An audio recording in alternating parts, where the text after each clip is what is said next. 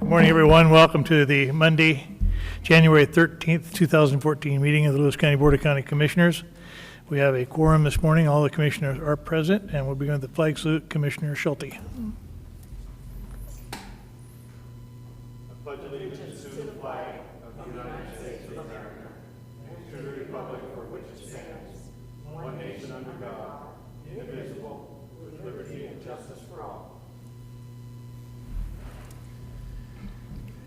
I move that we approve the minutes of January 6, 2014. I'll second that. Motion made and seconded to approve the minutes of January 6th. Are there any questions, additions, deletions? Hearing none, all in favor signify by saying aye. Aye. Opposed, nay. Motion carries. We have any comments, Candace?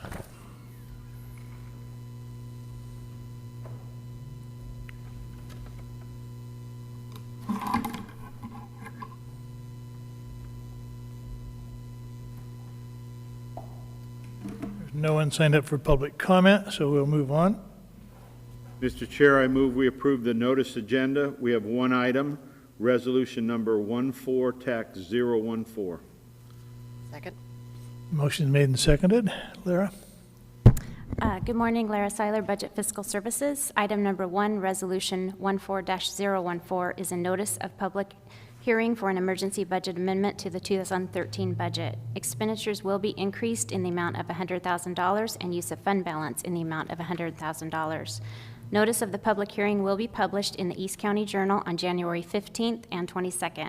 The hearing will be held on Monday, January 27th on or after 10 a.m. Thank you. Questions? Thank you, Lara. That concludes the notice agenda. Is there any other questions on the notice agenda at all? Hearing none, I'll call for the vote. All in favor signify by saying aye. Aye. Opposed, nay. Motion carries. I move that we approve the consent agenda items 2 through 10, resolution number 14-015 through 023. I'll second that. Motion's made and seconded. Proceed. Item number 2, resolution 14-015 is the resolution approving warrants for payment. There is one special purpose warrant in the amount of $84. There are 327 regular warrants in the amount of $1,408,010.07 for a total payment against the county of $1,408,094.07. Items number 2, 3, and 4, resolutions 14-016 through 018, are all indemnity agreements to indemnify current and former county employees in lawsuits that have been initiated them under their official capacity and duties as employees of Lewis County. Some of them are no longer employed by Lewis County. However, these lawsuits stem from their employment within Lewis County. The first one, 016, indemnifies Harold Sprouse and Robert Bishop, former Lewis County deputies, in a legal action against them. Resolution 017 indemnifies Correction Officer Jack Haskins, Correction Officer Julia West, and Jail Lieutenant James P. and Sheriff Steve Mansfield in lawsuits that have been entered against them. And the third one is to indemnify Lewis County Coroner Warren McLeod in a legal action that's been instituted against him. Good morning, Danette York, Director of Public Health and Social Services, and I'm speaking to items number 6 and 7. The first one is resolution number 14-019, approving the chemical dependency, mental health, and therapeutic court sales and use tax contracts. So there were several contracts awarded under this resolution based on the general request for proposal that the Sales Tax Advisory Board had put out and received responses to. So Reliable Enterprises and Lewis County Shelter Program, both of their contracts are being renewed. Reliable Enterprises for $65,000 and Lewis County Shelters for $85,000. The National Association on Mental Illness is being awarded $600. Fresh Start, $90,000, Eugenia Center, $40,000, and Cascade Mental Health Care, a total of $45,000. That $45,000 is actually split between school districts. $30,000 will be used towards Napavine and Winlock school districts together, and $15,000 will be used for the Chehalis School District. This totals $325,600 for the contracts of January 1st of 2014 through December 31st, 2014, and the contracts are all for 2 years, so it will be another $325,600 for the calendar year of 2015 as well. Danette, just a quick question. Are these lump sum awards or are they reimbursable? They are reimbursable. They're reimbursable, They're so up to those amounts. They show the expenses and then we reimburse them? Yes, we reimburse on a monthly or quarterly basis, depending on how the contracts are developed.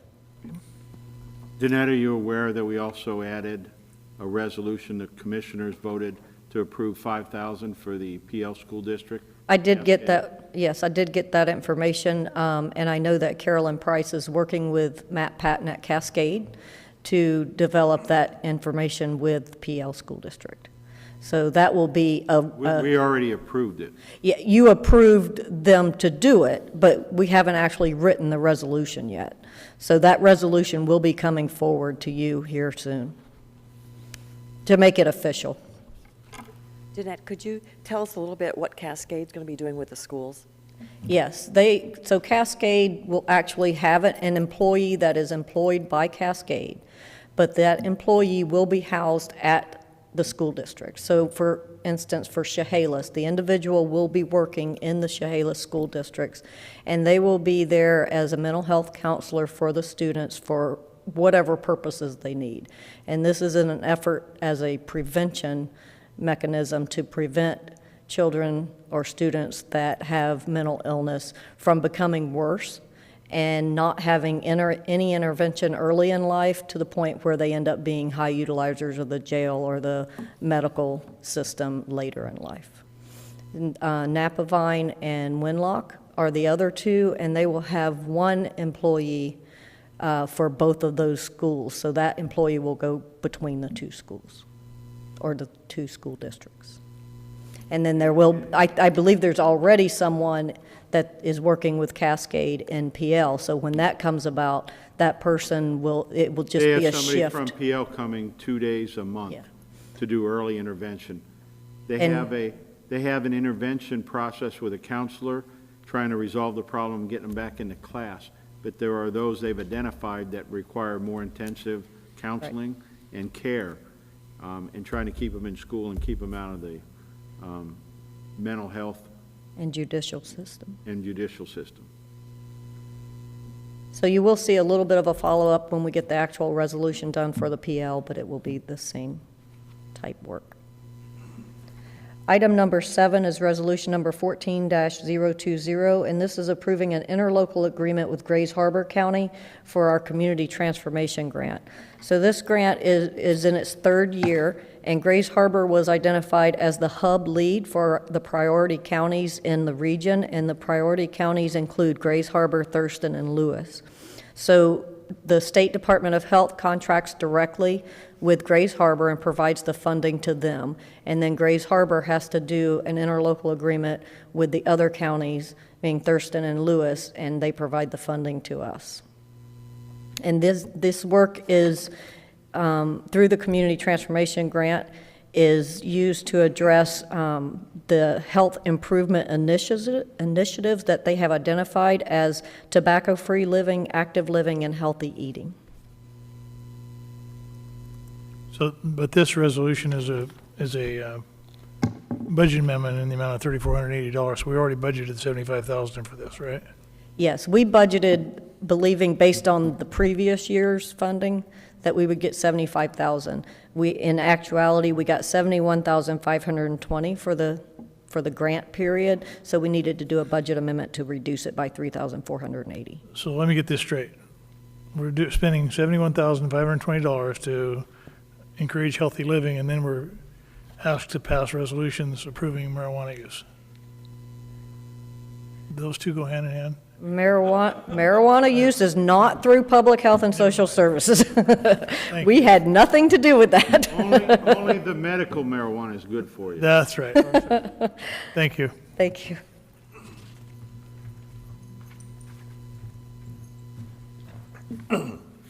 Good morning, Commissioners. Archie Smith with Lewis County Human Resources. I'm here to present item number 8 on the agenda, resolution number 14-021, appointing members to the Lewis County Salary Commission. Back in 2001, the Lewis County Board of County Commissioners established a salary commission for elected salaries, and those members can serve defined terms. And what has occurred over the last 4 years with the Salary Commission not meeting those members, most of the members have expired. So I've been on a hunt to replace those members. I've finally filled the Salary Commission board, actually as of this morning, and it's passing those members, or approving those members as members into that commission. So Archie, I think it's important that we know who's being appointed, so would you go ahead and read through the list of people that are appointed? Yes, sir. There are actually 10 members total. 2 are previous members, and so there are 8 new members, and we've been in a recruitment process since April of last year. District 1 has Michael Burkett and Ronald Thomas. Michael Burkett is actually an established member. He's on his 2nd term. We have Amber Wildenberg and Brian Wheat. We have Rebecca Bartholomew and Dean Lawrence. And then there are, out of the 10 members, there are 4 members who have to have a specific professional background. One needs to be a business professional, one needs to be a legal or attorney, the other needs to be a business owner, and the other one needs to be organized labor. Mike Alexander is the business professional, Alan Unzelman is the legal professional, Richard Woolley, who is in his 2nd term now, is the business owner, and Charles Lee is the organized labor member. Could you tell us a bit how people were recruited for this? Basically, the recruitment process according to the RCW, how it has to be is the 4 persons we do seek out, that we have to have these in there. And so the existing members had to go find their replacements. Under the remaining 6 members, those are actually by lot, by who is registered voters. So we actually have to go to the... You mean you pick them a lot like a jury, isn't it? Yeah, through the registered voter. We go to the auditor's office, they go to the voting registration, they pull us a list, we mail out that list, and we're on our 6th or 7th recruitment. And those lists have about 20-some names on them, 20 or 30-some names at a time. Thank you.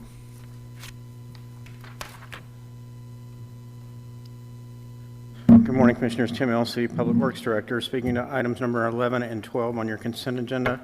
Item number 11 is authorizing a contract with Cowlitz-Wahkiakum Council of Governments for transportation planning work performed. As you're aware, we enter into this contract with the Council of Governments each year. This is a reimbursable amount of $25,000 to reimburse the county for our planning efforts. This generally goes to Mike Kroll's salary. These are items 9 and 10, correct? I've got 11 and 12 on mine. There are 9 and 10 on our agenda. Okay. Has it changed? 2 were missing on the original,